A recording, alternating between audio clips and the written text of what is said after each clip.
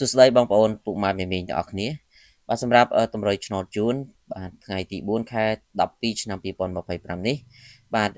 យើងក៏បានធ្វើការពំនាំនៅតម្រុយលេខតូចបាទសម្រាប់យកមកធ្វើការចែកជូនទៅកាន់អ្នកទាំងអស់គ្នាបាទដើម្បីយកទៅធ្វើការផ្សងសំណាងក៏ប៉ុន្តែបងប្អូនមុននឹងយើងចូលទៅកាន់តម្រុយអ្នកដែលមិនទាន់ចុច follow page ក៏សូមកុំភ្លេចជួយចុច follow page ម្នាក់មួយបាទដើម្បីទទួលបាននូវវីដេអូថ្មីៗមុនគេជារៀងរាល់ថ្ងៃបាទអញ្ចឹងសម្រាប់ឆ្នោតម៉ោង10កន្លះព្រឹកបាទសម្រាប់ឆ្នោតយួនថ្មីបាទបងប្អូនសម្រាប់ឆ្នោតយួនថ្មីព្រឹកនេះបាទចំពោះខ្ទង់ដែលបងប្អូនគួរតែធ្វើការអូសគឺបងប្អូនសូមធ្វើការអូសខ្ទង់8និងសូមធ្វើការអូសខ្ទង់20បាទចំពោះខ្ទង់8នេះសូមបុក8788លេខ A B C D រីឯខ្ទង់20យើងយក22 24បាទ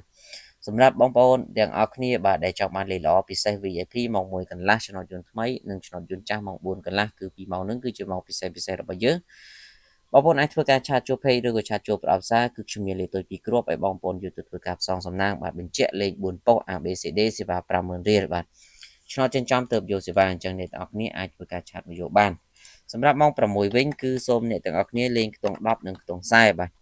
បាទចំពោះខ្ទង់10យើងយក16 17បាទហើយចំណែកខ្ទង់40គឺយើងយក40គាត់49បាទសម្រាប់ធ្វើការផ្សងសំណាងអញ្ចឹងសម្រាប់ថ្ងៃនេះខ្ញុំបាទក៏សន្មតថាមានតែប៉ុណ្្នឹងទេក៏សូមអរគុណហើយសម្រាប់អ្នកដែលចង់បានលេខល្អកុំភ្លេចធ្វើការឆាតចូលប្រអប់សារអរគុណជូនពរសំណាងល្អទាំងអស់គ្នាសូមគោរពលា